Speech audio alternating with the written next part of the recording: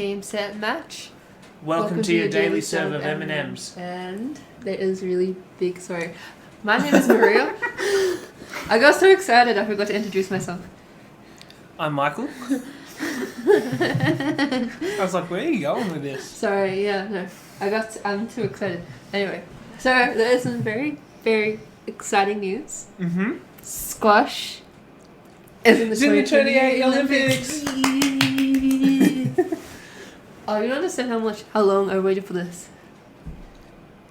Do you know how many bets squash has lost to get into the Olympics? Yeah, I kind of do, actually. It's like since 2012, basically. I think it's even earlier. I think it's even way back in like 2004 and stuff. I don't remember that.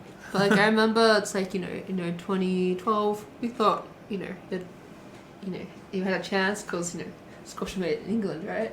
Mm. But no, we've lost pretty much, I think, like 5 consecutive bets for the Olympics. We finally got there. Mm. Finally got there. Like, you don't understand how much of a relief it is.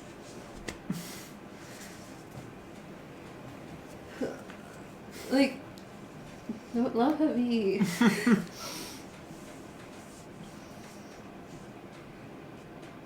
But like, yeah, no, it's like I now have a chance to become an Olympian. Mm. You know what I'm saying? No, I get you. Crazy. Cray. That's crazy. Yeah, so no, it definitely is exciting. Along with that, they've also included flag football or something? Cricket. Cricket. Lacrosse. Okay. Basically every American sport under the sun, right?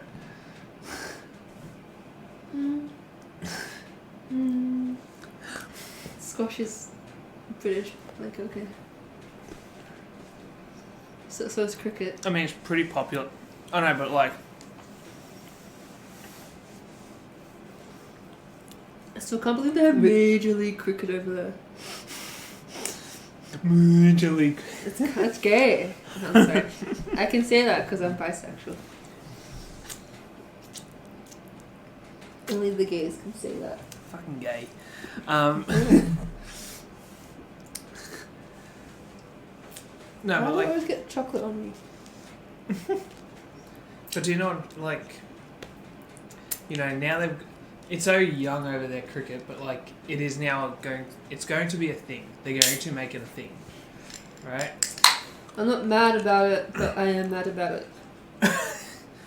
And so similar to squash, right? Like, squash is,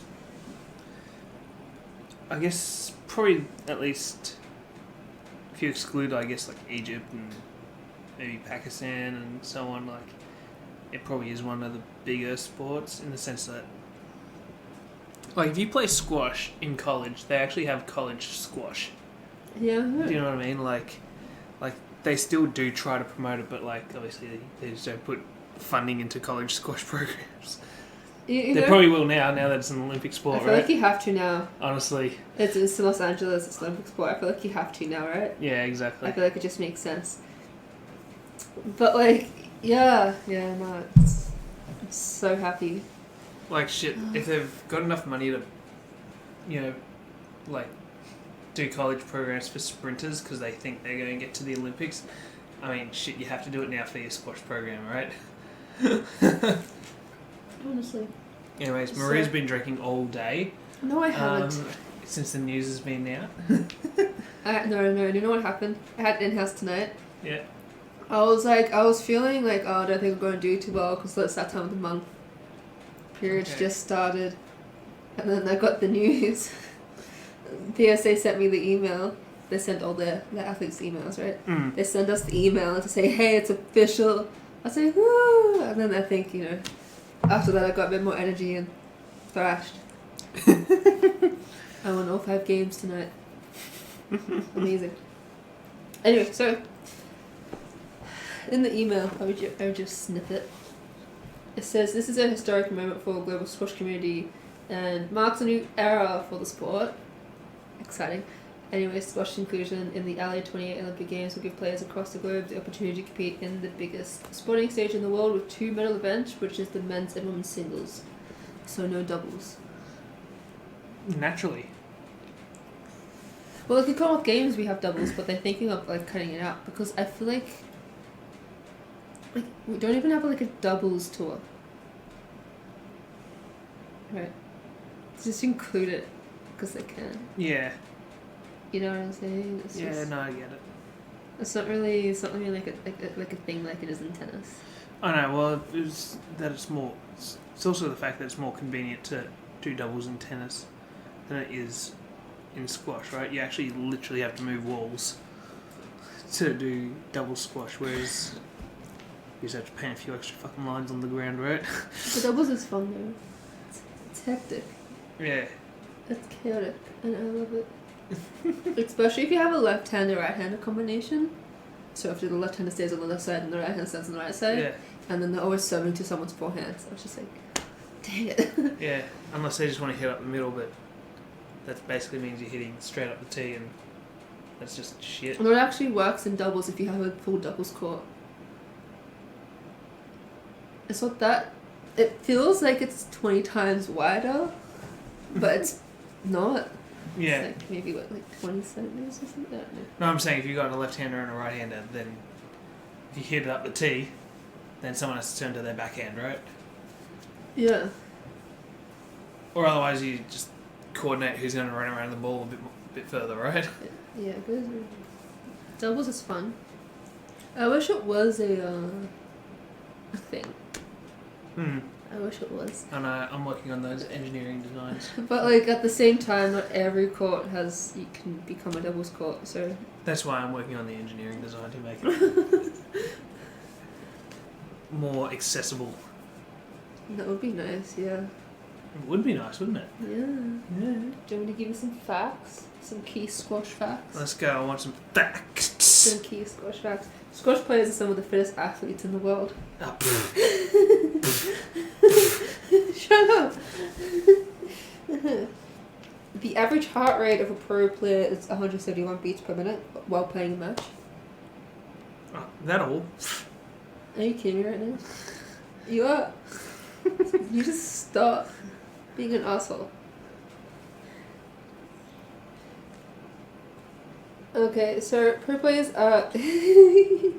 Okay, pro players are exceptionally talented. Pro players are exceptionally talented. In an average match, players can cover over 2.5 kilometers with strokes reaching speed over 241 kilometers per hour. The ball. 241 k's with a rubber ball. Yeah. No. Yeah. I do not believe it. Okay, squash is already played in other major multi-sports I games really such don't as believe the it. Commonwealth Games, the World Games, the Asian Games, and the Pan American Games. Amazing. So it's impressive. Sorry, what was that last one? Because you're talking over me. Squash is played over. Sorry, no, that's the other fact. Squash is already played in major multi-sport games such as the Commonwealth Games, the World Games, the Asian Games, and the Pan American Games. Yeah. Squash is played over 150 countries. 69 countries are represented by players in the Professional Squash Association, and all 6 continents have produced world champions in the modern era. Woo, Australia! There are over 3 million active squash players worldwide and a further 3 million recreational squash players. You know, impressed by that? How many professional and how many recreational? Did it say? No, it doesn't say. What does it say for numbers though? There are over 3 million active squash players worldwide and a further 3 million recreational squash players. So 6 million. Yeah. Okay, Wikipedia is like so not on with that. They're like 20 million. I mean, and they say like 185 countries. I feel like PSA would probably have better sources than Wikipedia. Nah. It's Wikipedia. This is why I don't trust Wikipedia all the time. This is literally why I trust Wikipedia all the time. This is why I don't trust Wikipedia. Squash is easily featured at iconic venues staged in front of major landmarks. Example, New York's Grand Central Terminal. Yeah. Okay. The Great Pyramid of Giza. Can you fuck off? No. That was one of my trivia questions I was going to give you. You fucking bitch. God damn it, now I've got to change one of them. Shanghai's Peninsula. San Francisco's, what is that? I don't even know how it is. In the plaza in San Francisco, fam. I can't even see it. It's over, it's this one. Embarcadero Plaza. Yeah. And the Hong Kong Harbour. So, like, you can place, like, the, what is it? I think, like, one Australian Open, it was played in the centre of a, like, Melbourne Central. But, like, you can put a squash court anywhere, basically, is what I'm saying. Like, honestly, you can have a tournament anywhere. That's what I love about the sport. I feel like I wouldn't want it at Melbourne Central, though. There's too many assholes getting off of trains in Melbourne Central. Like, hey, great, viewership there, but, like, could you imagine being a player? Like, where do you put the... Like, as a player, where do you enter the squash court from? Do you not... Like... You have to enter from, like, the change rooms? Like, sorry, when I say change rooms, I mean, like, literally the toilets at Melbourne Central. Like, that'd just be ick. Yeah, well, you know, but, like, honestly, you can... Anywhere. Squash court, anywhere. Honestly, though. So... That's great. Well, it's a new goal for me. Yeah? I'll be 29 when it happens. Oldie. Hopefully I'll be good by then. I'd like to think so, but, like, see what life has, how life pans out. Yeah. Oh, yeah. Get Rex back to train everyone. Right, here's the All-Australian team. Coach Rex. You'd have to have a few coaches there. You'd have to have a few coaches there? Probably. I wonder how it's gonna work. What? Like how to qualify for the Olympics. Where you go ranking, I think, right? Seems like the most logical one. Because I feel like for squash, I think you're allowed 4 players in the country, but it's just a Commonwealth, so it's only Commonwealth countries. It's ranked, and then it goes off. So I'm not sure. That's a bit confusing. I'm sorry if I've confused anyone, but yeah. So I guess you'd have to be like the top countries in the world, and then top 4, I guess. So, like, I think Egyptian's gonna win. I feel like an Egyptian is gonna win. No. Yeah. No. It's gonna be Al Shabini.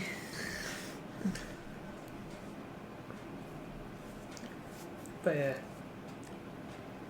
Oh, you know how we've been trying to think of a business plan? I just figured it out. It's going to be me designing... Pardon me. Wow, that was amazing. Me. You drunk, fam? Oh my god. Must be. To the Canadian clubs, alright? It's a momentous occasion. I know it is. I like cried like a child when I finally got home after squash.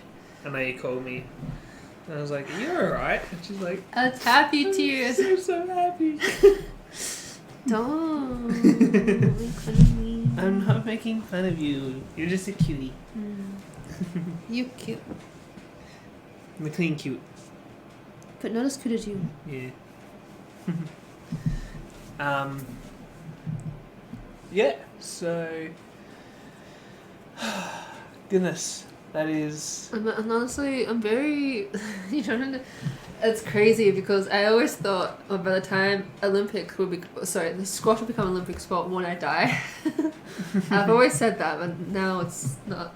I'm alive. yeah. That news almost killed me though. I know. The amount of times that you've been negative about your squash game as well, and now you're like, nah, bitch, I'm going for this shit. Honestly, no, I'm just like, yeah. Well, no. I've always. It'd certainly be interesting to see, I guess, the reception of squash at the Olympics as well, right? Like, We'll have to see. because they've included flag football, which honestly I think is going to be garbage. I think they've only done it. It's America. No, I think they've only done it because not because of America, but because in I think in Mexico they've got a women's NFL type of team, but it's just flag football. And there's one girl that's renowned for this flag football in Mexico, and she's like been invited to do commercials for all these companies in America and stuff like that, and she's like the face of women's football. And I'm like, it's not even, it's flag football. You literally got bibs hanging off your asshole, and you're trying to grab them. Like it's not even like women's footy here, like where they actually are tackling.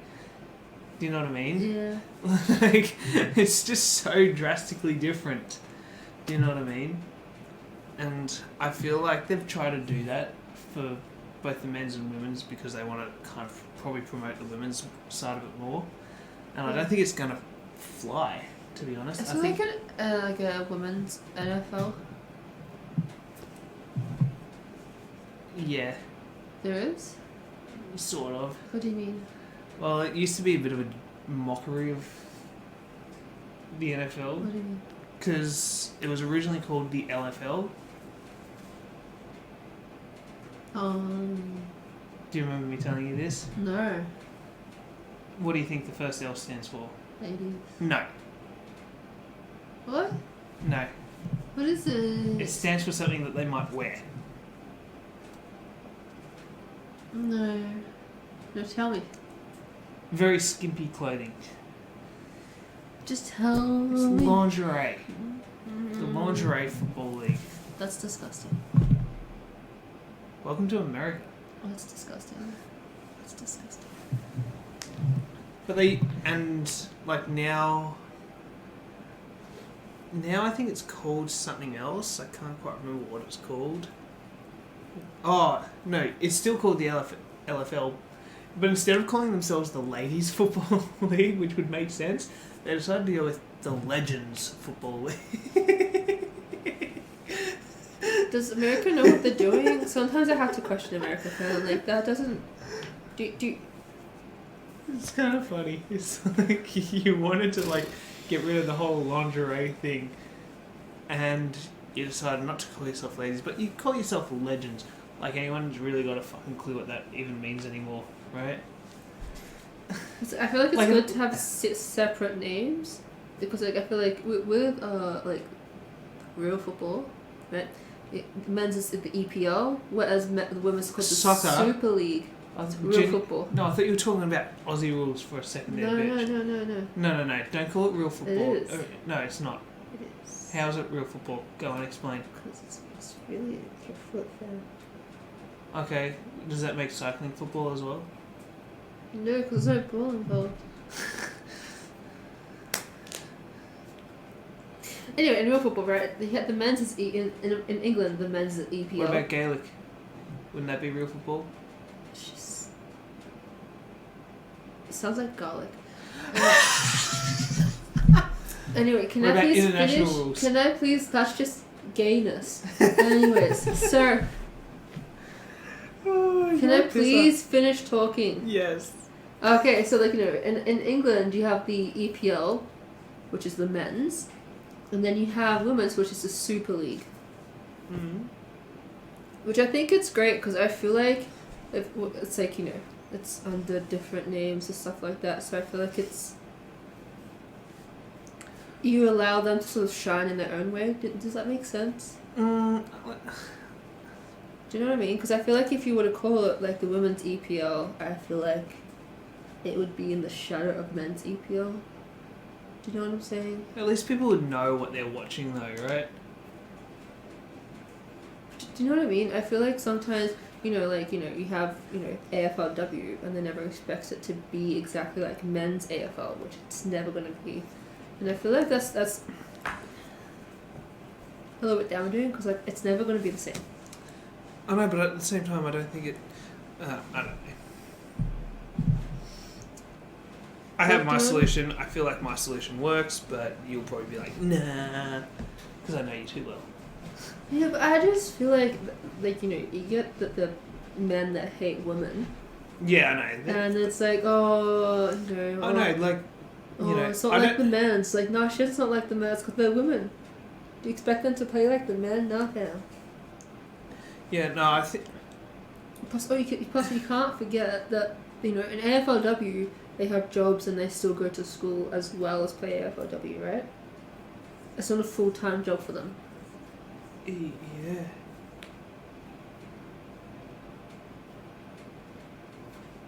I mean, do you know what I mean? I mean, that was AFL fucking 50 years ago, babe. Yeah, I know, but I'm just saying. Do you know, now, AFL now, it's a full-time job for the men. Because I feel like, I know for me, especially because as a Scottish player myself, that also too does mostly volunteer work, but also goes to uni full times. I feel like it takes time away from my training. Because ideally I want to be doing 5 hours a day. I'm only managing 3 hours a day. If you know what I'm saying, how much more I could be getting better quicker if I would be able to if I could do those 5 hours a day. No, I get you. I feel like Look, there are other women haters out there, but I don't think they really... Can I tell you? Sorry, you go ahead. Is there something came up to mind? Yeah, I don't think they really make up the overwhelming populace of people that want to watch these things. But like... They're so loud though. Oh, so they certainly are. But hey, they just want the attention, right?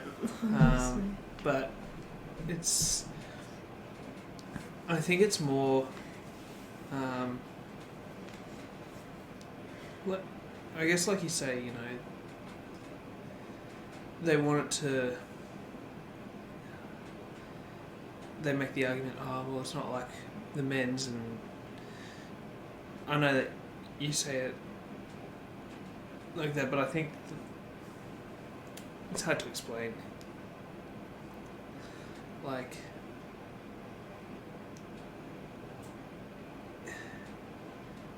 when the men are playing, I feel engaged because there's a lot of action happening. But when the women play AFLW, there's just no action. It's just it's a different kind of action though. It's just a pile on every 2 minutes. It's like I've seen quite a few major hits on Instagram for like the past few weeks. I know, but highlight reel, everything looks great in a highlight reel, right?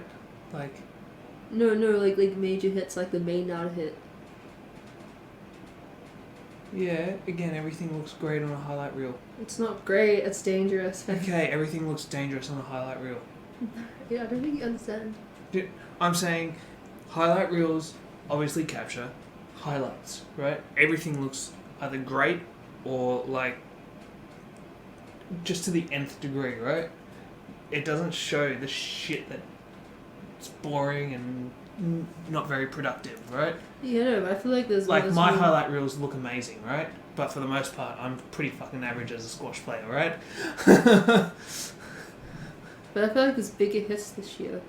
I haven't seen these kind of sort of big hits like I have in the previous seasons. Yeah, look, that's quite likely. I feel like it's changing, but like I feel like it's harsh to sort of expect the women to play like men. Certainly, but I also think that if you compare... Because I feel like people... So, I need to finish my point, but I feel like people think equality is women being like men, but it's really not. It's just having the same opportunities to do the same things, you know what I'm saying? And I feel like it's the misconception. Yeah. Biggest misconception of all the time. Like, we're not trying to be men. We just want the same opportunities, man. I know. And, like, at the same time, they shouldn't, you know, you're more than welcome to have these opportunities, but, like, you know, especially when, like, the AFLW players are all saying, oh, well, we want equal pay to the male counterpart. Well, it's like, well, I don't really want to watch you. It's like, that's like getting paid to do nothing. Do you know what I mean? Like, if no one, basically, if no one wants to watch you play, right, why should you be getting the same as them? It's just like... The crowds are growing. They are getting bigger crowds. Okay.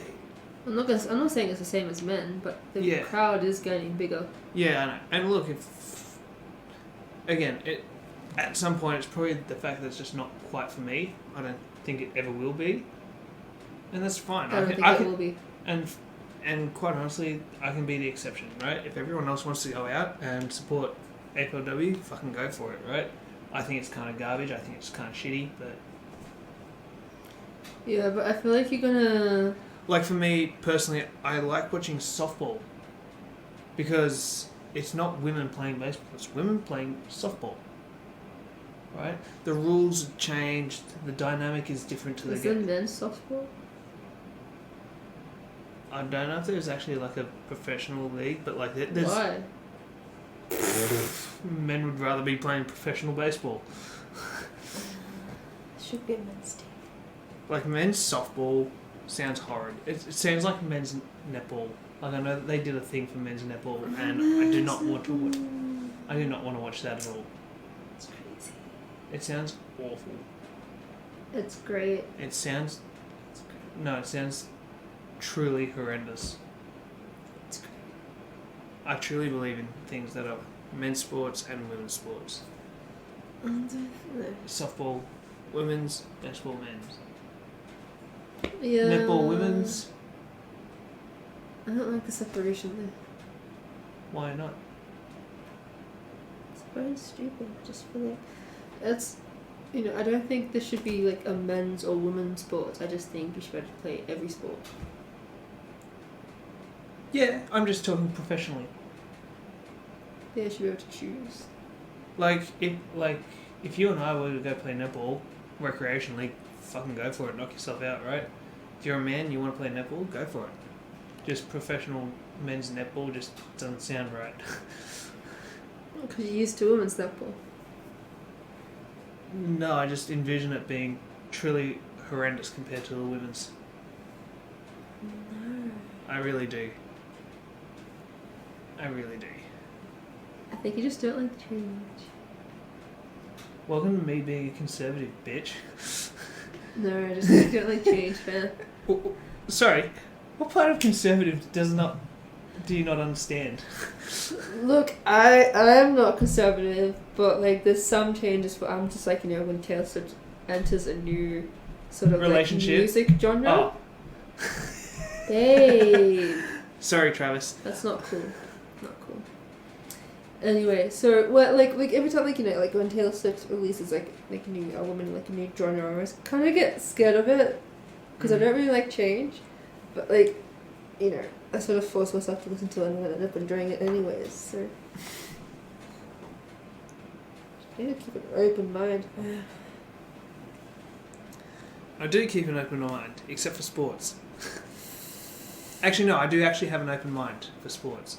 AFLW, if you change the rules or the dynamic in some fashion, I might actually enjoy it. But unfortunately, they've changed a few little rules. I don't think it's made that big of a difference. Maybe a few other rule changes would help.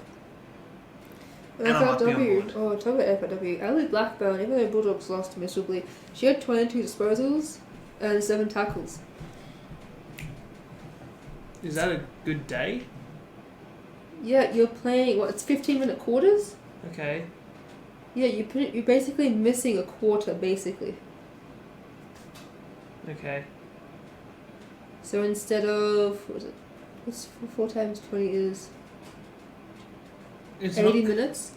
It's not like you miss a quarter though, right?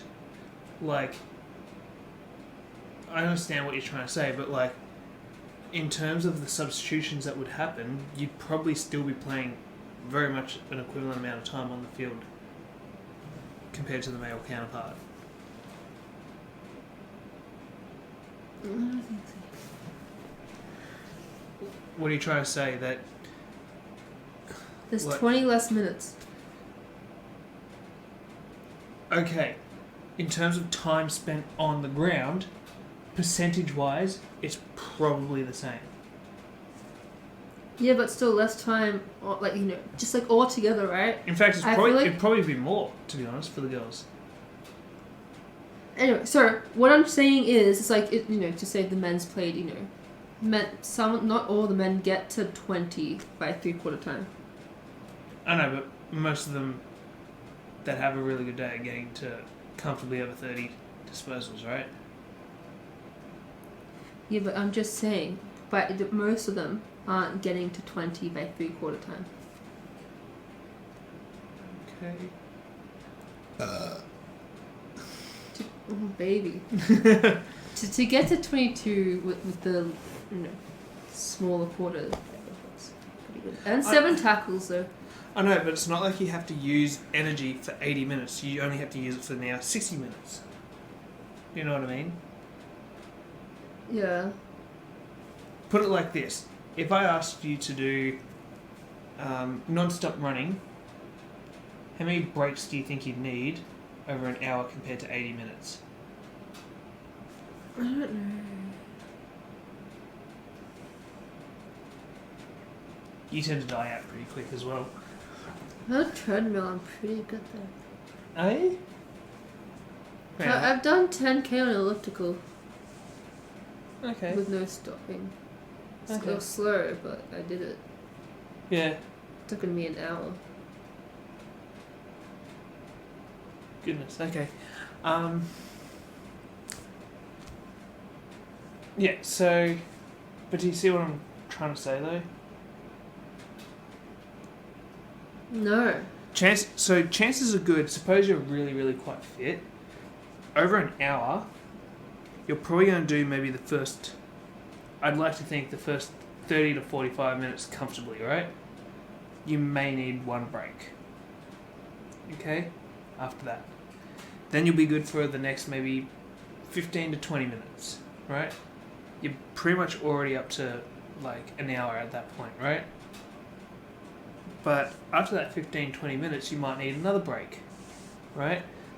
Let's suppose you take another break, then you go back on for 10 minutes, take another break, the last 10 minutes. So there's kind of like 3 breaks over like an 80-minute game, whereas there might be just one break. Or maybe ideally 1 to 2 breaks in 60 minutes. Do you see what I'm trying to say? So you're saying AFLW should be played in halves? How'd you get that? This makes sense.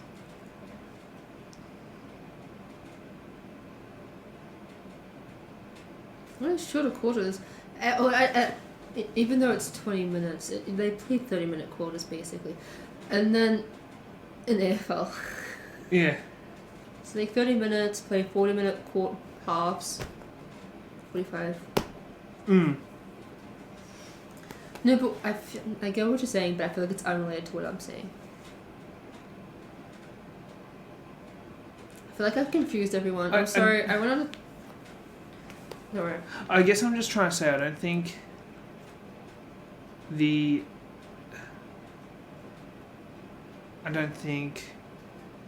metric for like when you start the game you're not puffed out, right? Do you know what I mean?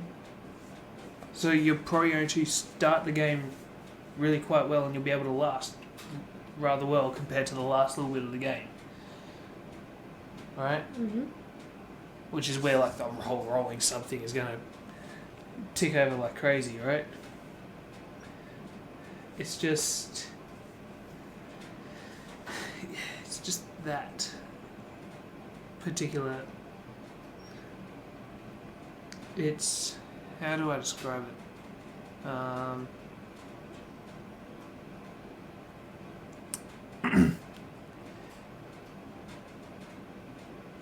it becomes sort of self-reducing. I'm trying to describe it mathematically. I can see it in my head. Yeah, see. Look, if you can understand what I'm trying to say, if you think of where the breaks are, it sort of models something similar to like a geometric progression. If you know what the fuck I'm talking about mathematically. I don't. Yeah.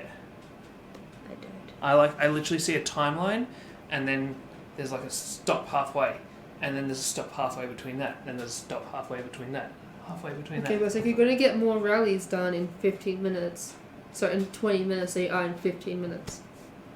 You're going to get what? More rallies and points in 20 minutes than you would in 15 minutes. What are you talking about now? Squash? Rallies? Yeah, and like a simple form of what I'm trying to say. Okay, I thought we were still talking about AFLW. It's the same concept, but like I'm just bringing squash into it because it's easy to talk about. Okay.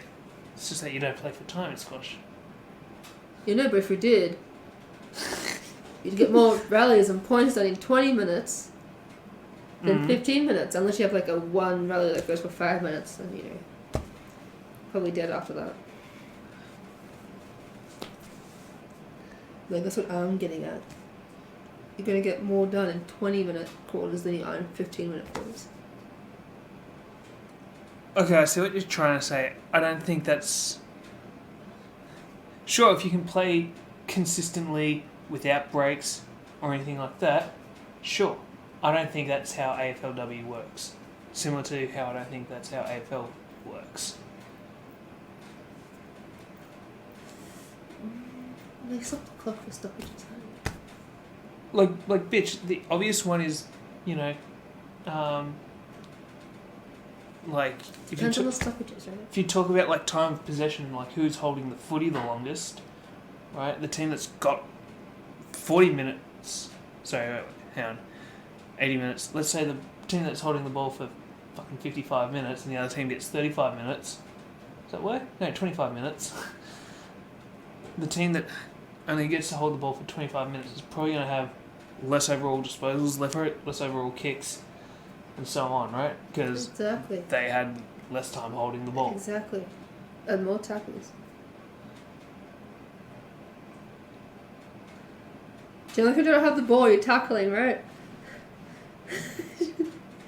Yeah. But just not to any real advantage, right? Yeah. Yeah, okay.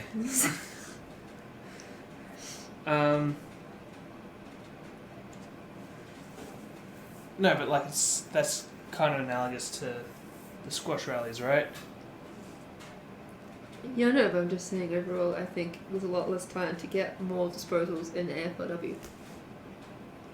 That's what I'm trying to say. Okay, yeah, no, that's quite likely, but in terms of the actual players themselves, they may be not on the bench as often as the men are. Does that make sense? Yeah, because there's less time. No. I'm saying the men are probably on the bench longer than the women are. Yeah, because there's more time and minutes. Yeah, so... This argument's going nowhere. I don't think you understand. I don't think you understand. What am I not understanding? No, but I feel like we're not on the same page, and I can't If figure men out are why. on the bench longer, they can't get the ball, right? They can't get possessions. They can't get disposals. They can't get anything statistically. They suck when they're on the bench. No, see, now you're mind fucking me. I'm lost now. I'm lost. I'm so lost. I turned left into a ditch. I'm so lost.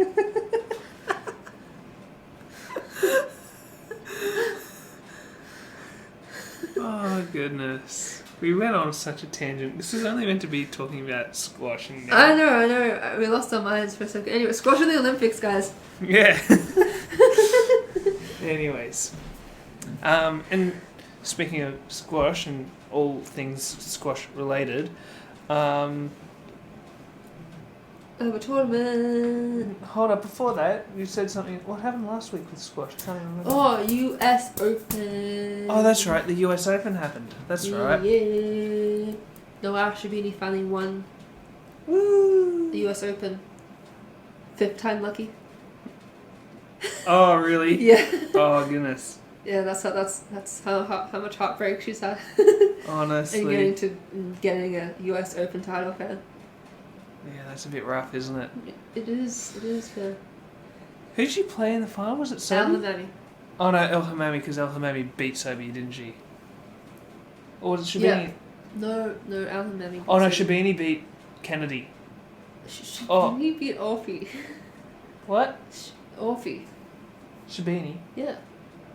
No, sorry. I'm talking about, sorry. Yeah, Sobi. Sabini and Sobi, they sound the same to me. I think I am dyslexic a little bit. If you get hell sick, Are you okay? am I KO? Yes, you are knocked out. Yeah, so I think Shabini played Kennedy. And then Paul Cole won the men's. Oh, did he? Oh, excellent. Haven't seen it yet, but we should probably watch it after this. Probably. And then I think the Grasshopper Cup starts soon. I like how it's called the Grasshopper. Yeah, where's that? I need to. Give me a country Squash- at the very least. Squash TV is now an app, guys. Get on that. And What then is get Squash your TV? membership because I've got no idea how much it costs. So I don't know either. I get it for free because I'm a PSA player. does KO have squash? I don't think so. Okay, I thought they did, but I could be wrong there. I thought KO might have had squash. I feel like I've seen it before on there, but I don't know if they actually ever had games on there. So, actually, you know what? I'm going to check it out. Ta-da! KO's got a great intro. KO's like a great app, except, goddamn, it's so bloody expensive. Like, it can honestly piss off. Let's see, where's Squashy? So it's a. Oh, Switzerland. Switzerland.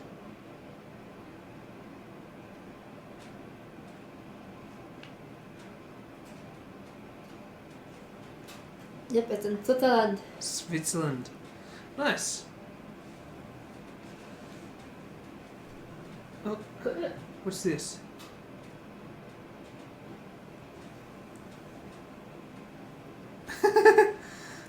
Yeah, there's not much about squash on KO. Yeah, no, there isn't. KO. I actually think KO used to have squash on there, but then they became a rip-off service, and it was like, pfft, stuff this. No, if you want to watch squash, get Squash TV, fam. Do you want Squash TV. Can I just? It might be $15. I don't even know. I don't pay because I'm a PSA member. So Yeah. let me know. Shall I like tell people about KO? So this is how much of a rip-off KO is. Pre-COVID. So this is literally. Dad's gonna get fetched, by the way. Why? I don't know. Thought you wanted that just for ice hockey, but you've now got the NHL TV app. Yeah, I know, because I think it's cheaper that way. Yeah, I imagine it would be. I think it's pointless to get fetch. Anyways, but Talk to Dad. I don't care. He can spend his money wherever he wants. True. But But like, if he complains he has no money, I'm just gonna be like, told you so. but like KO, right? Pre-COVID, so like literally the 2019 year, when I was like watching the NFL and stuff, it was, get this, $14 a month. 14. And now it's cost us much petrol. The fucker now costs $35 a month. Can I tell you an unrelated story? That's literally 2.5 times. Can I tell you an unrelated story? Go for Someone in Australia filled up their tank, petrol, and it cost them like nearly $200. And they're just like, if I'm going on a date, it has to be more than just cuddles, fam. Like, if I'm going to meet you up, it has to be more than cuddles. And I'm paying that much amount of petrol just for hay. Chances are good, like, that was probably, like, especially if you get, like, the Land Cruisers and stuff, like, they actually have twin tanks in them. So you fill up one, then, like, once one's full, it actually fills up the other. And, yeah, like... That's probably what that's probably what he had. Typically, these are also diesel vehicles as well. I'm assuming it was diesel too. And diesel is brutally expensive. Kind of looked like a truck, so. Yeah, typically they're trucks. Yeah, I know, but yeah, I'm just like. Yeah, I know. $200 for pet to fill up your tank. I'm just like, dang. Yeah, I know. Full tank for me now costs over $100. That's bullshit as fuck. That's what I'm getting it cheap as well. If I fill it up when it's $2.30, Jesus Christ, I'm looking at probably a solid fucking legit $150. If squash is in the Olympics now, right? And if I win first place, I'm going to demand from the government free petrol for a year.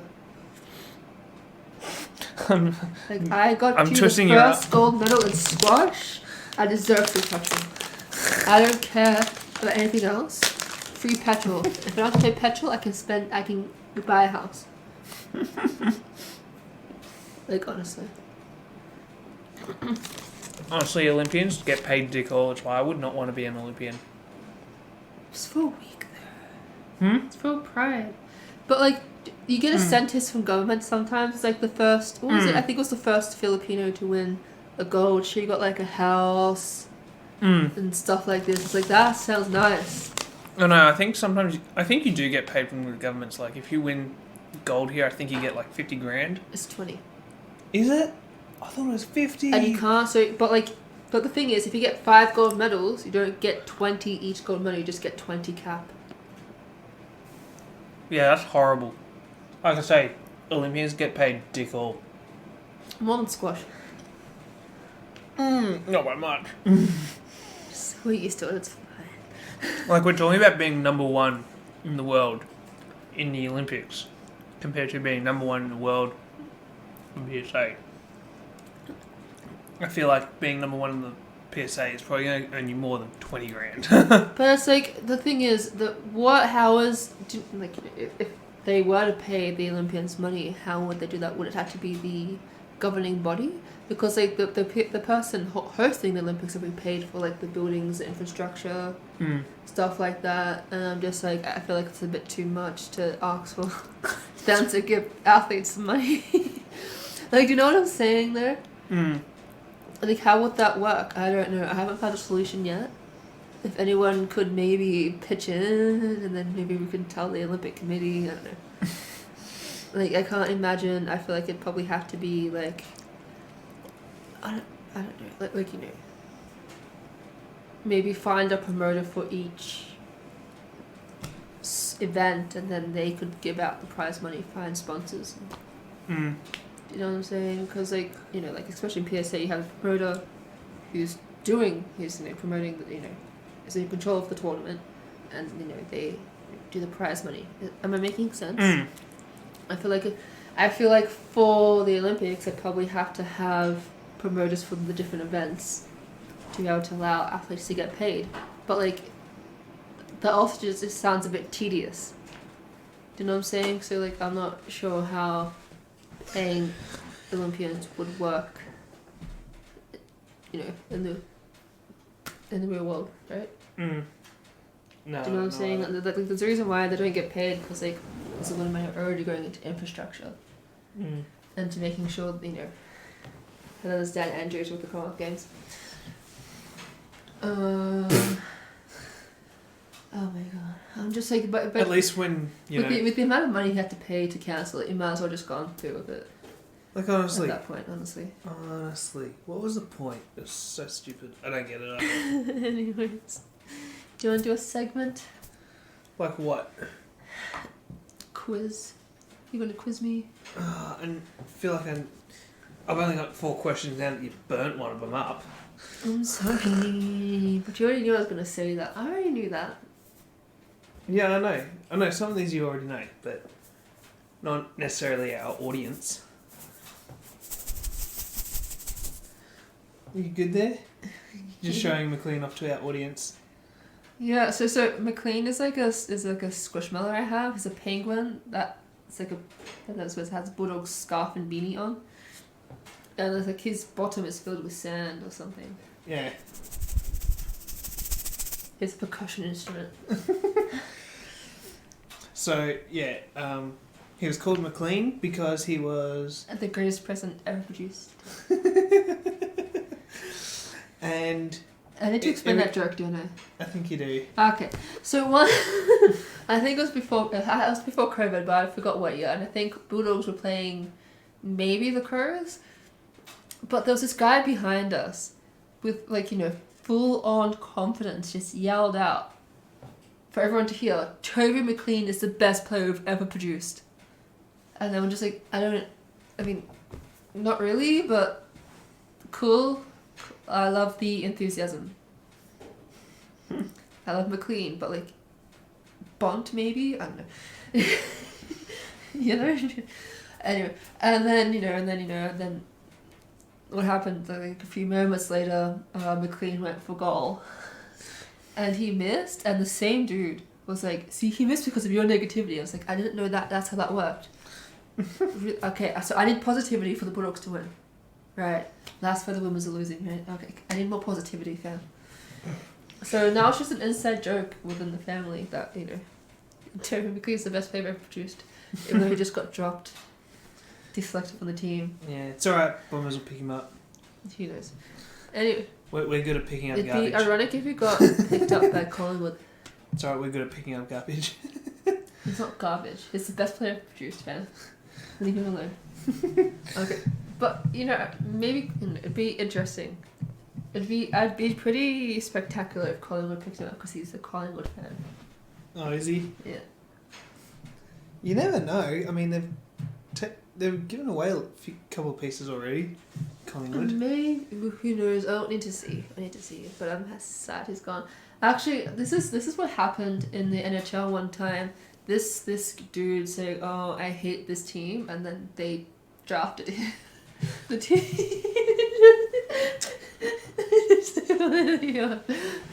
So I guess you're gonna have to learn to love us now. Honestly, this is kind of funny. It's crazy. Anyways, Quiz. and McLean is also a Penguin because also Maria's ice hockey team is the Pittsburgh Penguins. And he's got Bulldogs merch Maybe. because Maria loves the Bulldogs. Bulldogs. The perfect gift. And who gave it to you? You did. I did? Christmas. Excellent Christmas gift. That's my favorite gift ever. I'm glad, baby. Anyways, McLean, you get to join in as well. Okay. And play along at home. Just a few squash related questions. McLean, no looking at the answers. McLean, stop cheating. And we have to. No, you've got to go away now. No. Tell me all the answers, McLean. Alright, question 1.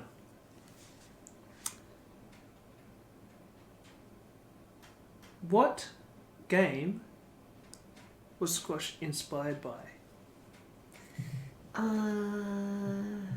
What is the name of the game that squash was inspired by? It's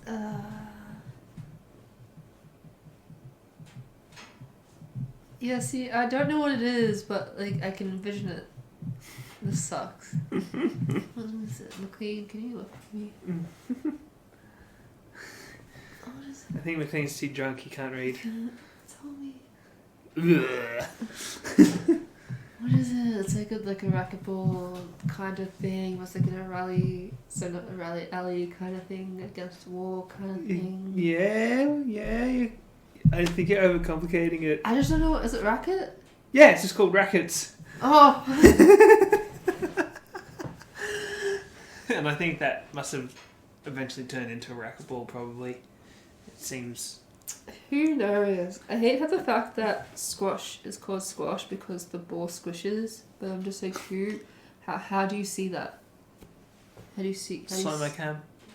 As if they had that back then. Yeah. No, they didn't.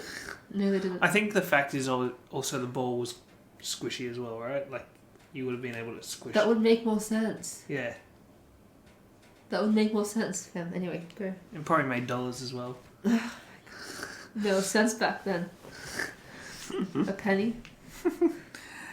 And rackets itself was inspired by which sport? Royal tennis?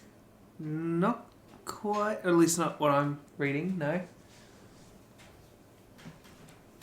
You probably haven't heard of this one. No, I don't think so. The game was called Fives. It was basically just a dumb way of calling it handball. Stupid. But yeah, Fives was played on either a 3 or 4 wall. In squash, we have 5 down. What is that? It's like you have this is some coaches don't like this, some love it. But so you get a bunch of people on the court and have to hit it. And it's like if you miss it, you lose a life. After 5 lives, you have to Oh, okay. So 5 it's down. So after you use your 5, you go down. so it's kind of like how like some people when they're doing basketball they play a game called there's various games. There's one that are called like horse, and every time like you make a 3-pointer or something, your opponent gets a letter of horse, and the first one to spell out horse is the loser, and they get punished or something. I don't know. But yeah, that's people say, oh, it's dangerous, and then you have other coaches which is like it actually teaches you about spatial Urgency. awareness. Yeah, and urgency getting to the ball as well. Exactly. So Like I'm assuming it's like a continuous like rally of drives, right? not dry. So it's like say you have like 6 people on court. Mm-hmm. Like everyone has like the spot on court, but like you can hit it anywhere.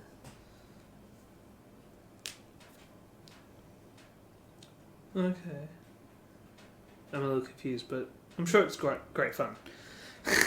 Yeah. So it's like instead of like doubles, it's like singles.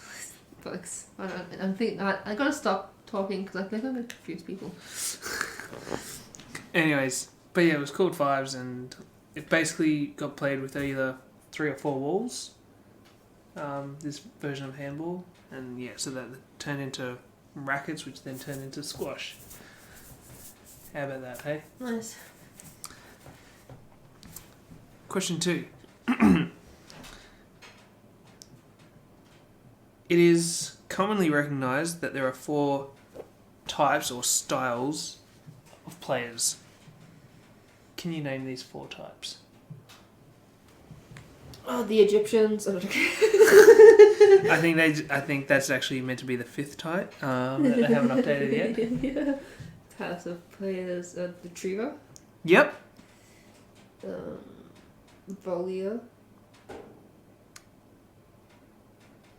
Not sure which one this would be. Okay, anyway, so there's a Retriever, and then you have the attacker. Yes. I suppose that's. I've got one here that might be similar to that. Because I feel like They've just got like different names, so maybe even like. I feel like names. I'm going off from the Sports Mind playlist. Oh, okay. Okay. Yeah. Any others you can think of? There's the Volleyer, which is another one, and then the last one against a I don't know. Lobber. I don't know. So the answers that I found were power players, which I guess sounds kind of like Aggressive. attackers. Yeah.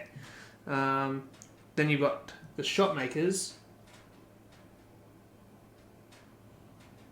I feel like volleys. Yeah, maybe volleys, and then the last one is something that they call the attritional players. Okay.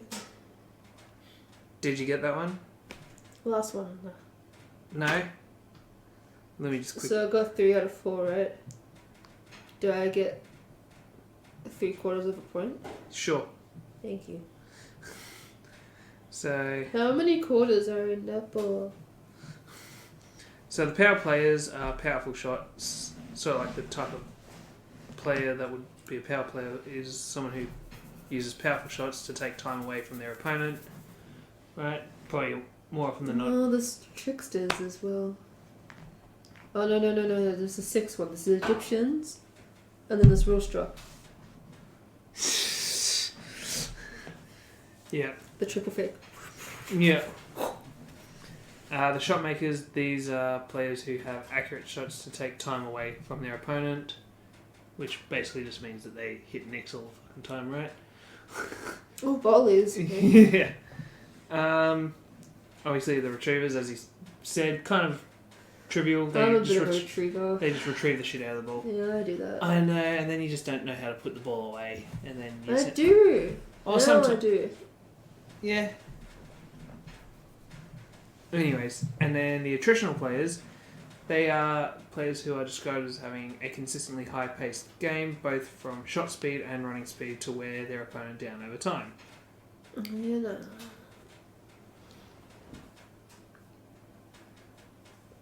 Next question. Alright, next question. Alright, Half left. this one is really, really easy. You'll get this without. But I've got a follow-up part to it. Mm-hmm. Alright. If a player requests for a let call, is it always awarded by the referee? What do you mean? If they request for a let call, is it always awarded by the referee? Like, is it always awarded as a let? Yeah. No. Alright, cool. Explain for our audience. Well, sometimes it could be a stroke. Yeah? Sometimes it could be a no let. Okay, what goes into determining if it's Oh, it's really complicated. dumb it down? Basically, no let means there was no, like, interference Okay, is there any... with the shot. I guess I'm just trying to ask, is there any particular criteria? Yeah, so That's it new. changed it last time. So last time I went to a referee clinic, it said, so, you know, you should have like a triangle to the front wall with the ball, but like they've demolished that because it is a little bit stupid. Yeah. But anyways, and now it is. Didn't you say it's now cross-court? You've got to be able to play cross-court? Yeah, you should be able to do I forgot. Thank you for reminding me. You should be able to do a cross court. Yeah. Basically, is what there is. So if you can't do a cross court, it's a stroke. Yeah. If you could do a cross court, but maybe it's a bit unsafe, it's a let. Yeah. And if you can do a cross court, then it's an OLED fan. Yeah. And then there's other things like, you know, are they obstructing your swing? Like if you're going to clothesline them, it's probably a stroke. If it's a bit close, yeah, let. If it's like, nah, I only have so much space, no let. Yeah, I think we also saw one the other day. I think can't remember who it was. It must have been Shabini and Hamami, but like... I think it was Orphy. No, I think it was Shabini and Hamami because we saw... Was it here or at Dad's? At your dad's. Okay, that's probably... At least I'm pretty sure it was at your dad's. I really can't remember, but I believe Shabini was trying to go for a shot and Hamami was in the way. But because of her position, the ball was kind of like behind her a little bit, so she only really would have had like a drive to play. Do you know what I mean? Like her position didn't really look like it allowed her to play across court. Oh, also too, you know how people fish out for comments on social media? For comments? Yeah, like for compliments, they fish out. Oh, I'm so ugly, so they get people telling them they're so beautiful. No. Fishing out for comments, anyway. What the hell? It's a thing. It's like, oh, you've gone fishing. Stupid fucking society that we live in. Yeah, no, oh, you've gone fishing, anyway. But like, you know, and it's the same thing with squash. It's like, except for compliments, it's like you're fishing out a let. You're trying to exaggerate it. Yeah, so at that point, it's a no let because like, hey, you're trying to milk it, Yeah. but like it probably wasn't there. Yeah, exactly. It's Yeah. like, yeah. Fishing for a stroke. Anyway, so incorrect. Yeah. So I got the point. So, So I got the point. yeah. Anyways, And then obviously it's always open for interpretation, but like, you know. yeah, exactly. And speaking of which, when we were watching Orphy and Sobi, the refereeing in that. One of them, I think one of them we disagreed with because I'm just like, yes, there was contact, but I felt like the Do you mean ball like was- between you and I? Yeah, Yeah, okay. because well, there's contact in the front when going to the ball, but like I feel like the ball was probably too good, and I don't think she could have hit a good shot with Yeah, it I know, because but- I think it was too tight. But then we both agreed that the referee didn't kind of felt like he butchered a call because On like, the other one, because it actually came out that time, and I'm just I know, we were just like, if that one's and because it was a no-let, wasn't it? I don't know. It went against Sobi as a no-let, I believe. What was it? I don't And know, then- but I remember Orphe. And then, She challenged the call. That was just a let. She challenged it oh yeah, for I think a stroke or something, and she got a no let. yeah, I know, it was kind of funny. It reversed. I seen it happen to Joanna King. She did it twice. It happened to her twice in the same match. She'd like gone for it to like, hey, no, I think it should have been a stroke. So she called for a let, and then it was a no let. And another time it was like, oh, I think it was a no let. Called, what do you call it? Challenged the call, and then it ended up being stroke. And it was like that. She just wasn't having a good day. Yeah, that was just. I've seen it happen. It doesn't happen often, but I've seen it happen. Yeah, I know, it really was kind of funny. It's a bit like tough luck there. Yeah, like, Unlucky. I think the main thing Hapless, was, even. like, it went as a stroke against Sobi in the front left corner twice. The first one, I think, is the one that we disagreed on. The second one was like, ooh, we think they got that wrong. And then it happened again in the front right corner, and Sobi got awarded a no-let for it. And you and I were both just like, if that's a no-let, then the one on the far left against Sobi is also a no-let. Like, she kind of got royally fucked. Yeah. At least from two out of three of those calls, right? Like, Sometimes I look at her up in the session, I'm just like, are you sure? Are you sure? like, honestly, I was like, what? How is that? It's Do you know how many times my serve time has been called out, and I was like, I feel like that was unfair, but I'm also just biased. So. yeah. Oh, like today, I thought, what was it? Everyone was calling it double, and Dad's like, no, I thought you got it. I was like, of course you do. You're my dad, fam. You're biased. Yeah. Yeah, no, I gotcha. But yeah. I can look at your phone. Oh, okay, sorry.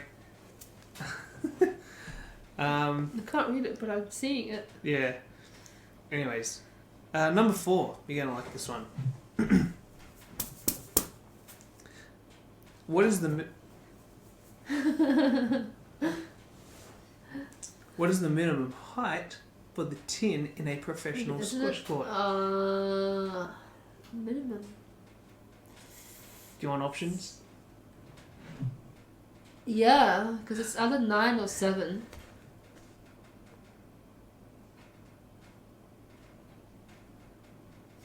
Inches, not Inches. centimeters.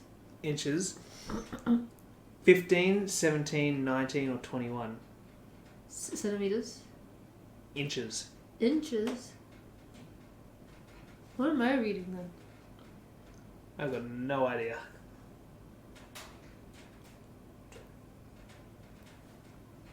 Oh no, I see it is 17 and 19. I just removed the 1 from my mind. And no, you're right. I'm a dumbass.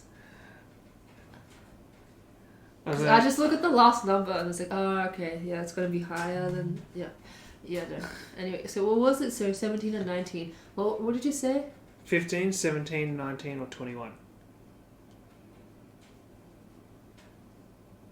No, say it again.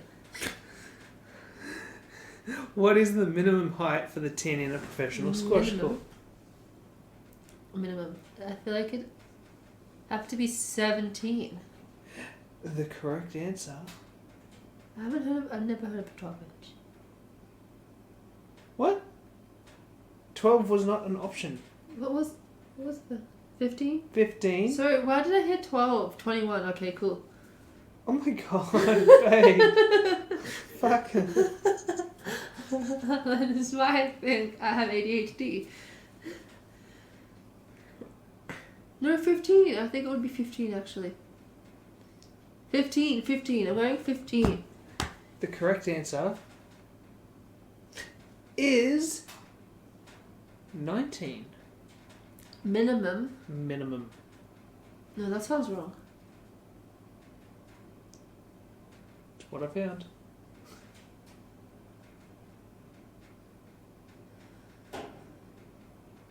FYI, 19 inches isn't really, like, that It's about 40 centimetres. A little bit over. Actually, no, maybe about 50 centimetres. I don't know anymore. Basically, like the height of your kneecap. Unless you're a toddler. That's an exception to the rule. Chocolate time. Maria hungry. But also celebrating. Yeah. Squash at the Olympics, man. Ooh. Alright, my very last question. Mm-hmm. You're gonna like these. No. So, Mm-hmm. Sobe. no. Which of these well-known names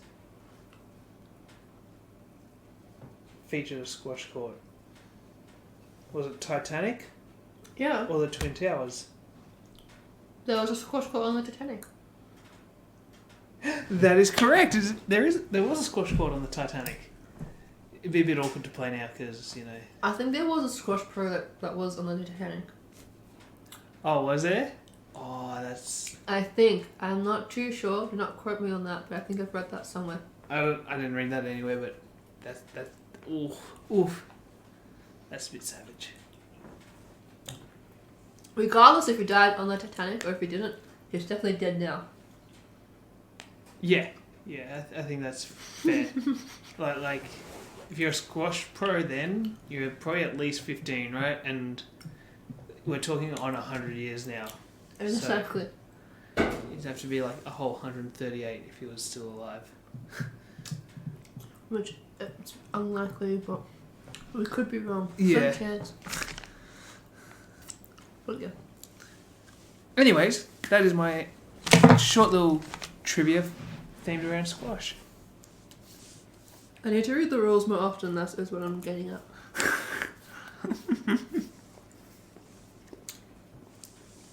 But yeah, did you have anything else you wanted to... I have squash tournament coming up. You... Fucking hell! Sorry, I just got Oh my so God. excited. Oh, McLean, say sorry. oh God. Do I still have an eyeball? Yes. Oh. Alright. So what did you say before I got KO'd? I have I think I've got a bit of amnesia happening. I have a squash tournament Oh, that's right, you do. in Daisy Hill. Where's that? In Daisy Hill. Where's that? No, because when I looked up the where it is, it said, oh, here it's like the squash club, blah blah blah blah, Daisy Hill, Daisy Hill. I was like, do you think it's a Daisy Hill? No, it was the Daisy Hill Squash and Racquetball Club in Daisy Hill, which was in Daisy Hill. Yeah, I was like, what? Once again, well, I mean, it's safe to assume it's a Daisy Hill, Queensland. Oh. Yeah. Daisy Hill's the place.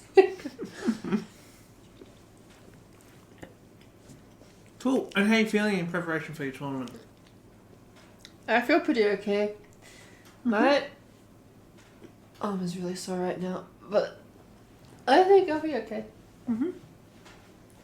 I'm excited.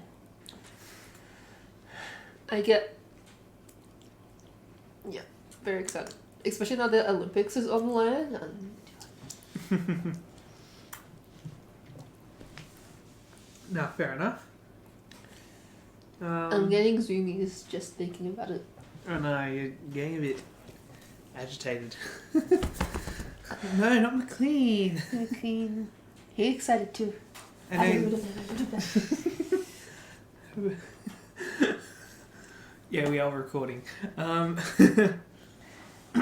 excited. I can tell. But yeah, cool. And you've been getting quite a few hits in lately. Mm-hmm. Like one of my baseball mates, you've been getting a bit of a hit with him lately. How's that going? Yeah, he fashes me all the time. It's great. He's pretty good, I eh? get very humbled. very quickly. I think he kind of expected to get humbled, though, when I told you that like he used to like have hits with Rex and stuff. I know. It's I expect him to be good, but like at the same time, it's like you don't know. And at the same time, I also kind of told you that, you know, like he is a dad as well. Like And he plays a different sport now, right? yeah, but but he still flashes me. Yeah, no, it's literally like it really is like riding a bike, right? I guess some good rallies in there. For sure. Yeah. And then sometimes I lose focus and then start doing stupid shit. And I'm just like, why? That's not winning you points. Stop it. I do it sometimes. I feel like I'm more disciplined now throughout matches. Yeah. Because I feel like, especially today, I felt like there was only a little period in one match where I started doing stupid shit. I'm just like, stop going for the volley kill off the serve. Straight. Go for the straight volley. Stop it. Yeah. So it's not helping you, fam. It's just making it worse.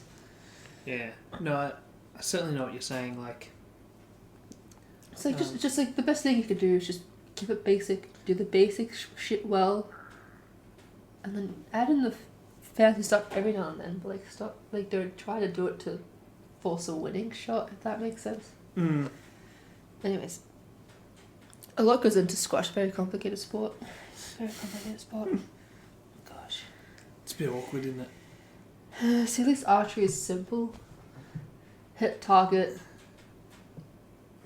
Get Probably applause. the center, yeah. Yeah, it's just. I know. Yeah.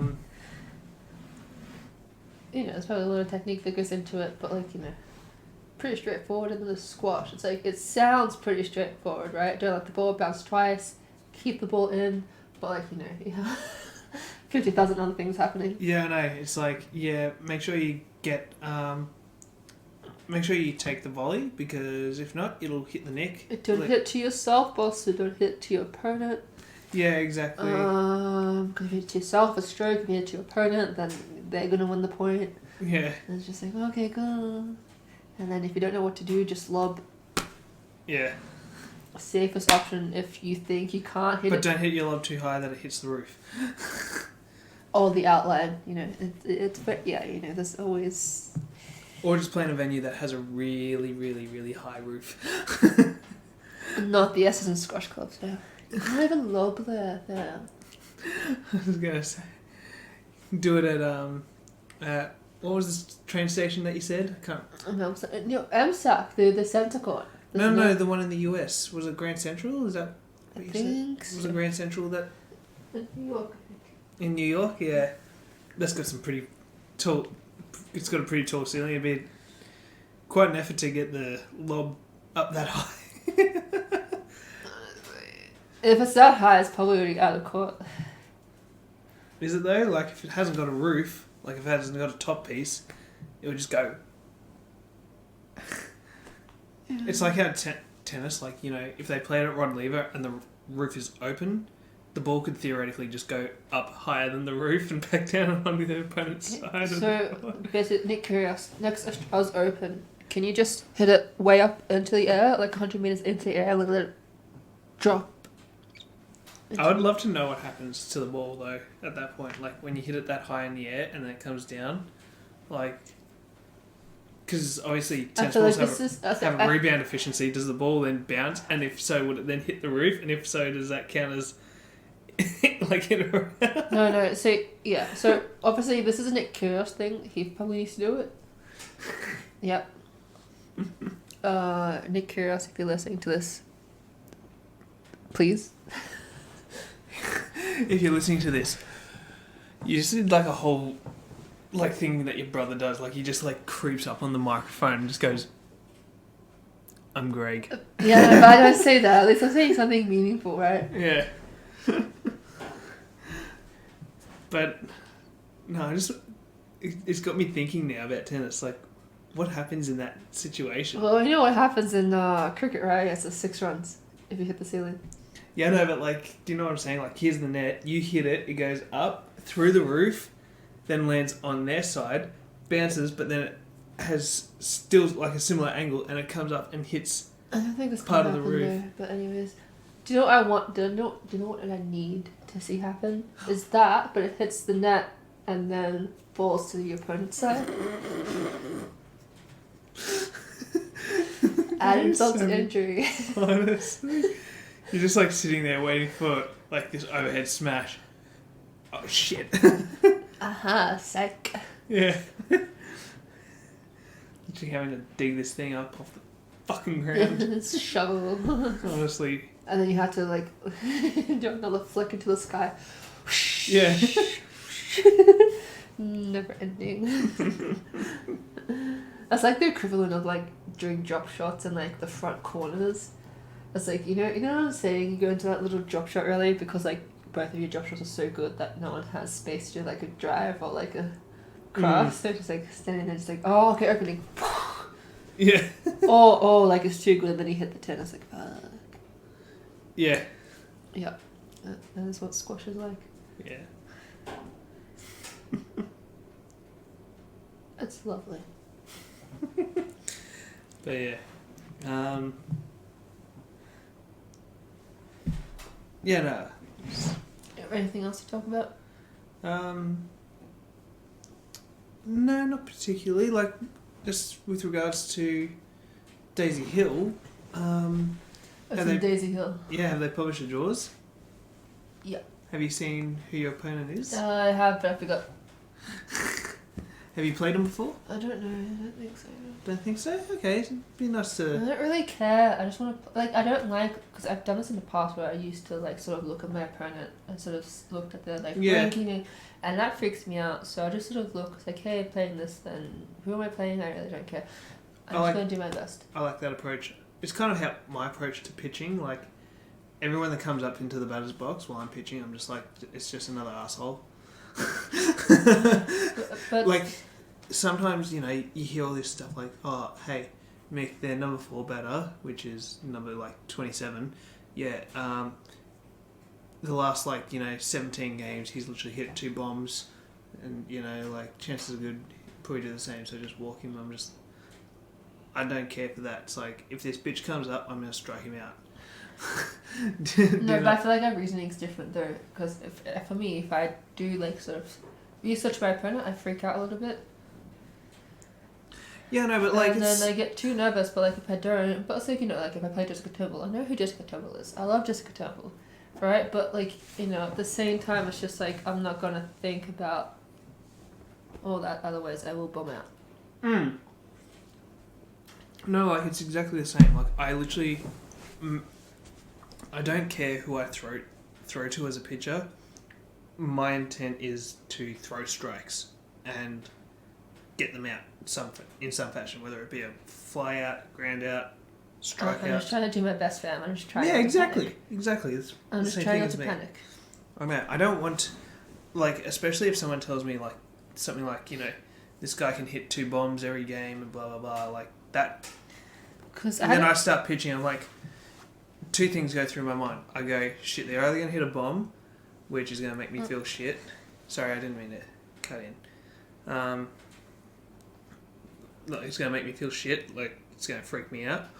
Or, if I throw the pitch so dead middle of the fucking strike zone, the ball's coming back and it's going to clean my teeth out. Like, that's just a freaky thought, right? You won't need braces. So, no, it's kind of the same thing. I try not to... Because I've had a bad experience, right? Because I had to... It was in Moorabbin, Squash, Melbourne, and I played this ex-world... Because I looked her up, and I was like, she was an ex-world #1 world champion. Do you know? And I was just like... I found that after I looked her up, and like, I think she won the world champion the year I was born. And I felt like... I got so nervous that I felt like I played like shit. And I was on centre court too. Oh. Yeah, so after that, I just stopped searching up my opponents. Yeah, I'm yeah. not doing that. No, I don't want that again. Yeah, exactly. No, and I really do like that approach. I'm It's just like, I'm not gonna... just treat everyone like they're going to make you run, in the same way that like I treat everyone that comes up to bat like they're going to hit my fastball. Okay, I will try and confuse you with other pitches, and you will try and get them to run instead of you getting all the running around, right? And you just kind of accept that it may not work all the time, I feel like, but if you can make it work most of the time, it's probably going to be successful for you. I feel like you can't really. I feel like this is the other thing too. You can't really control your opponent. They're going to be as good as they are, right? Yeah, you exactly. Can't control that, but I can do my best. Exactly, right? Like I say, the chances are good they're probably going to still run you around, right? But if the idea is that It's if you PSA. I like to hope so. yeah, exactly. But if you can run them around more than they run you around, you're probably going to get a little bit more success than they are, right? Yeah, exactly. And then that's going to lead to a better Yeah, outcome. yeah. So it's like I feel like and I feel like because I used to, I feel like I'm more confident now because I'm not worrying about my opponent and how good they are. Mm. But yeah. Yeah, no, that's Anyway. good. So it's like, So what do you plan to do in preparation for your tournament in Queensland? in what way? Well, it is in Queensland, so firstly, have you looked up the temperatures I for... need to look at that. You need to look at that? But yeah, no, Queensland's generally warmer. Yep, so I guess you're... I'm going to assume it's more bouncier. Yep. As a result, I don't really have to hit the ball as high to reach the back corner or Mhm. as hard. So I don't really have to use much energy. So... But to get a drop shot is going to be a bitch. But at least retrieving them will be not too Yeah, I bad. know. But like when I do a drop shot, I want my opponent to suffer. So Or maybe your kill shots are probably going to be your better weapon. I mean, we'll see. I feel like It might just be worth, obviously, you're going to get up there reasonably early. You can get to the squash courts early. Have a little bit of a... yeah, I feel like you really have to go on the court because I feel like some courts are different. Yeah, exactly. So you just figure shit out and then make a plan from there. But I remember one time because obviously I live in Melbourne. It's Fucking cold. all the seasons in one. And then Yeah. I went to Kalgoorlie, and it was bouncy as fuck. I'm just like, I feel Felt like like you were playing tennis. honestly, I was like, I'm playing racquetball at this point then. Because I feel like back then I didn't quite adjust as well to it. Yeah. But like now that I feel like I'm more squash smart, I Mm-hmm. feel like I make better decisions. I can plan better for different conditions. That's good. So I'm just like, I know if it's hot, I don't have to hit the ball as hard Mm. to get to the back corners. It's going to do it by itself. It's warm. Yeah, no, I get Whereas you. if it's cold, I'll probably do more lobs because I'm going to struggle to get to the back corner. Cold, like winter squash and summer squash is so different. Yeah, no, I get you. Because like in winter, the ball goes into the corners, back corners, you're done. Yeah. You're not ever getting that back. I don't care who you are. Yeah, exactly. Yeah, and so...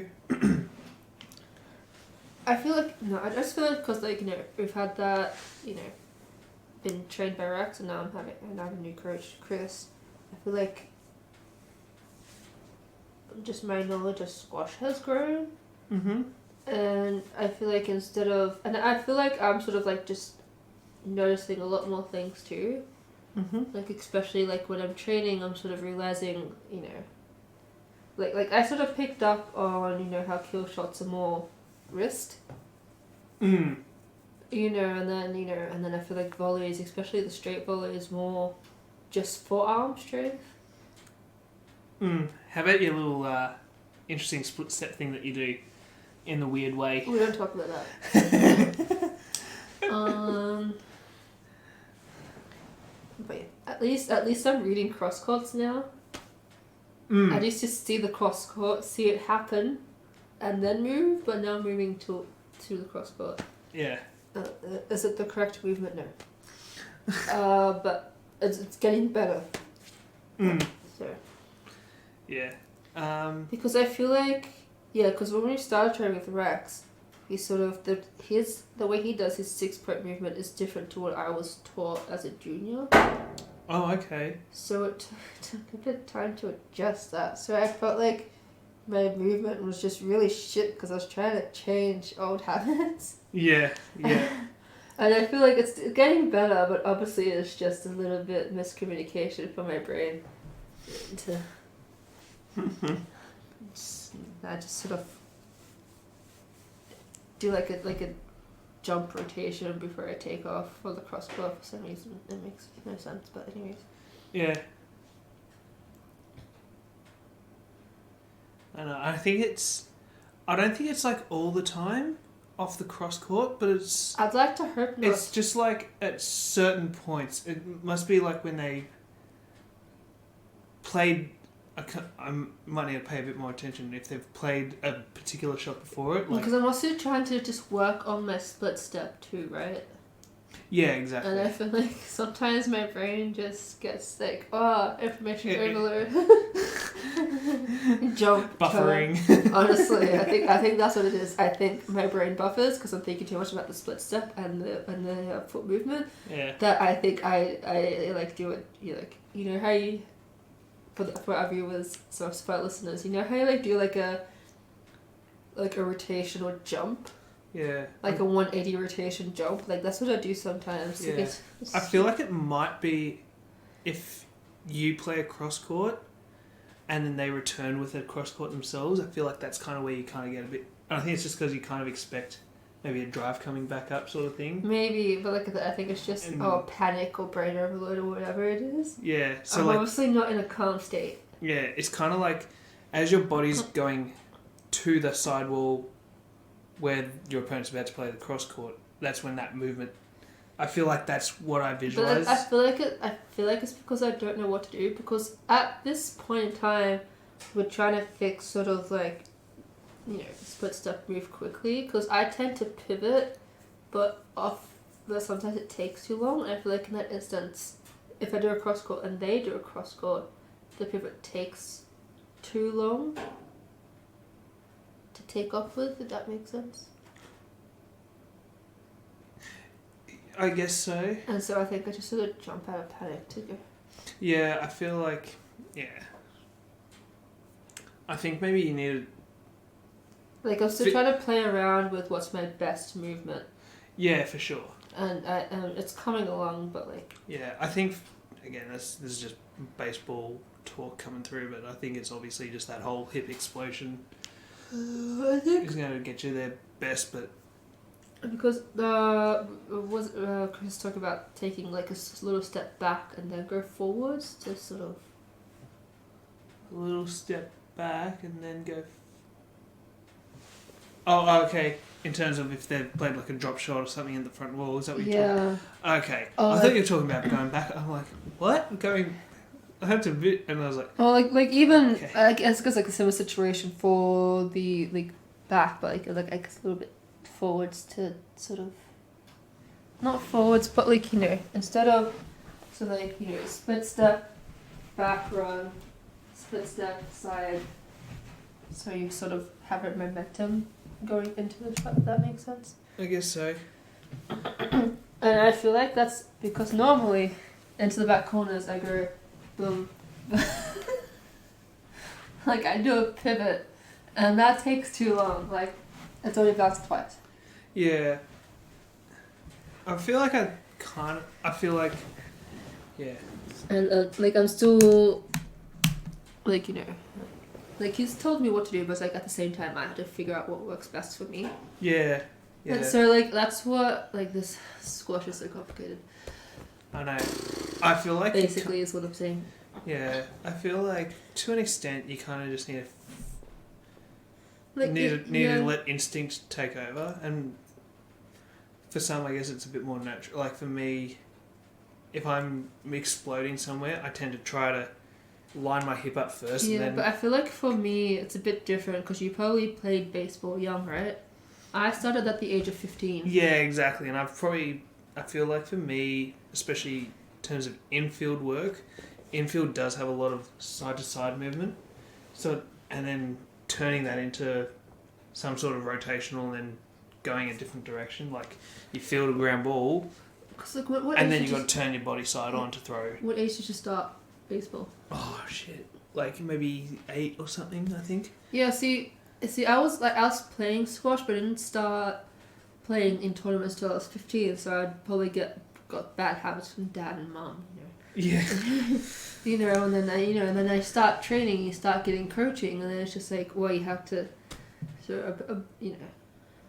I definitely don't play like all the other juniors that would start playing at like the age of 10, right? Yeah, exactly. So and then, so like when younger players, sometimes when younger players do beat me, I don't get upset about it because it's just like, I started late. They probably trained as much as I have. You know what I'm saying? Yeah, and also, I feel like when you're younger, I feel like it's easier to sort of correct things.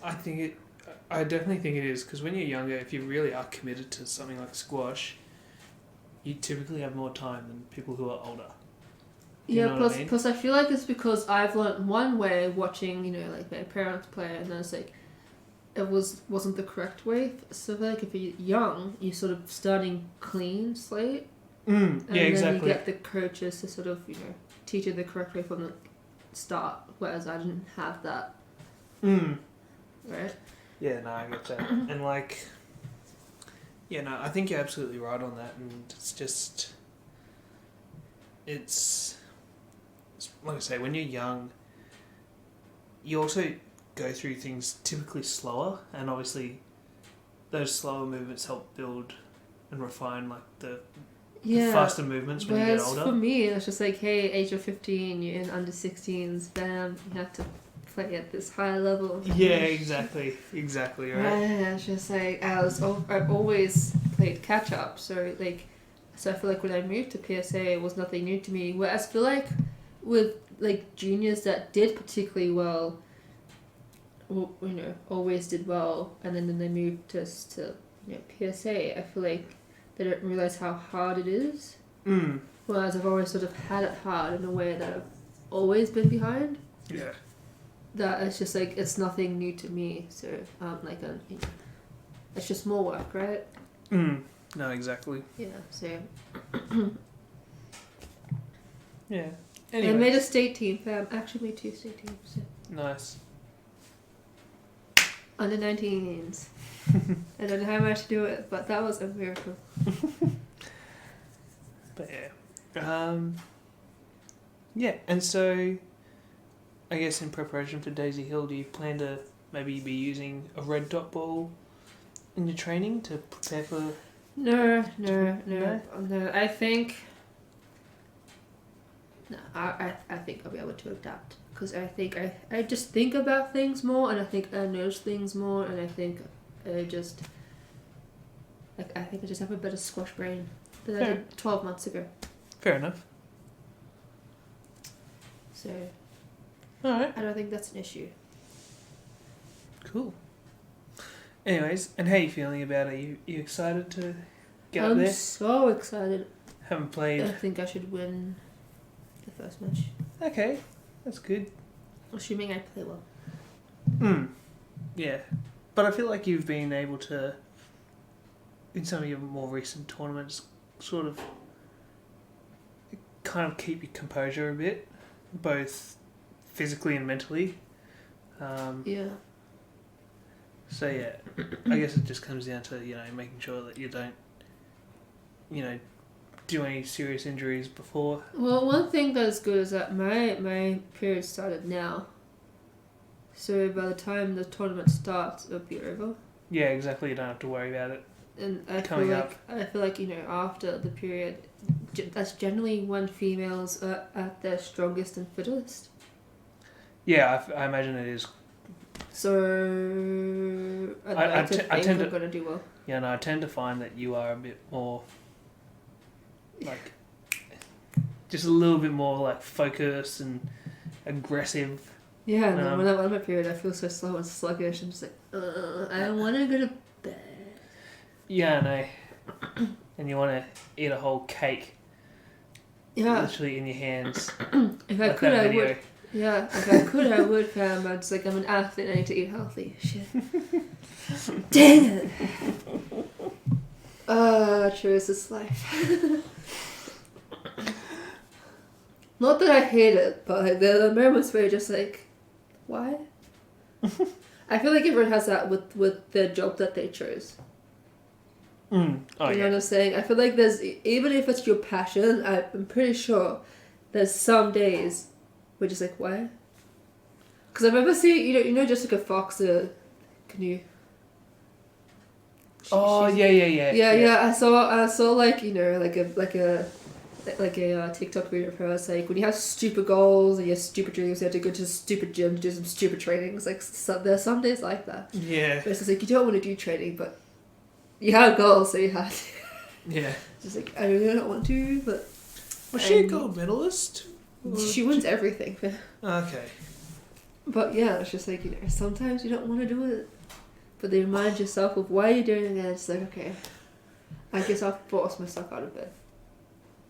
Fair enough. You know, there's days where you're more motivated than others, but you know, I think that's just life in general. And I feel like, especially on my period, I feel so lazy.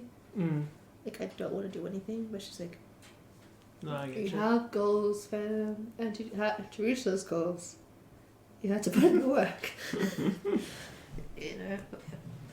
Yeah, no, fair enough. But yeah. Anyways. No, I think that's all my questions regarding Yeah. upcoming tournament. Oh, and I guess Progress is not linear, fam. I guess just the fact that it's also Olympics that's putting you in a bit more of a more positive. I know. It's like, yeah, no. Normally on my period, I feel just very icky, but then after the news of the Olympics, I felt pretty good. It's good. So I think the trick is, next time I'm on my period, you have to tell me some random good news. Can I just what if I just keep repeating Olympics with that? It's gonna get old.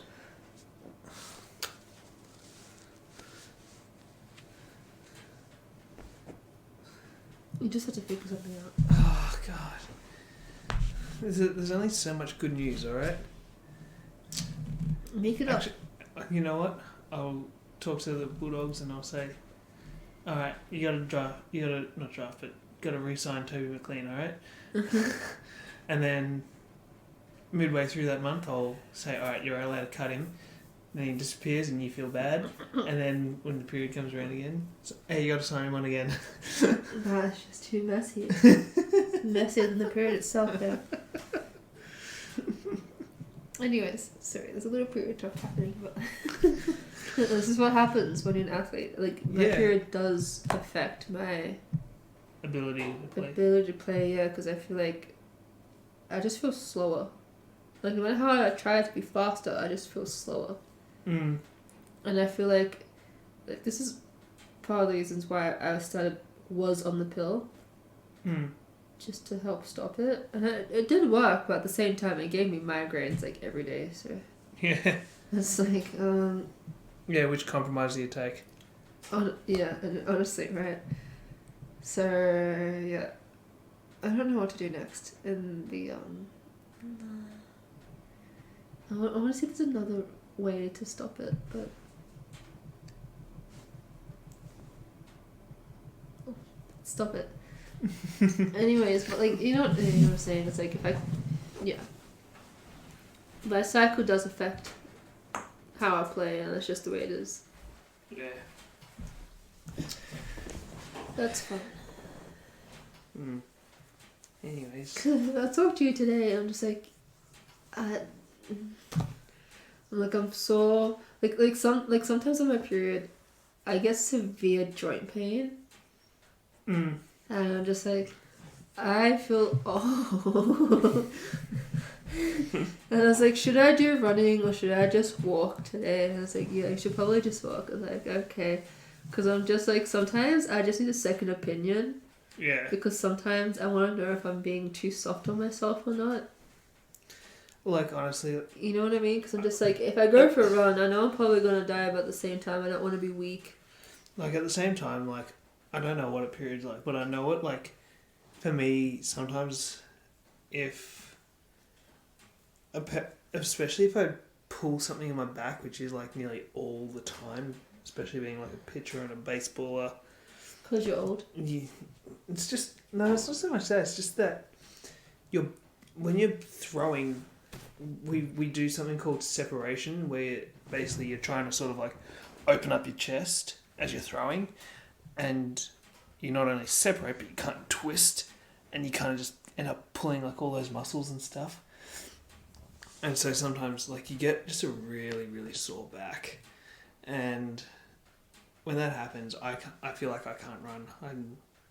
I could, but I don't want to. If it's for like recreational purposes, if I'm playing baseball and I have to run, then I will. But like, I don't enjoy it. I feel like there's been times where my period started in the middle of a training session, and then I just can't lunge down low for the ball anymore because it just hurts. I'm just like, yeah, this sucks. yeah.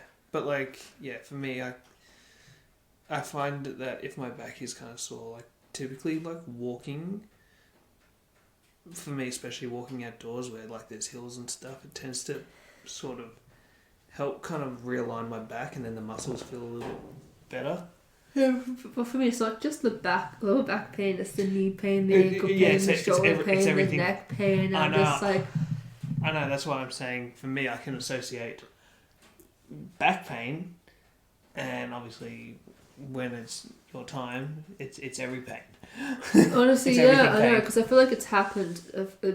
Like I've been training, and then it happens, and then I'm just like, I'm trying to force myself to do everything right, but it just hurts so much, and I'm just like, can we cut this training session? Yeah. Like, I'm in pain right now.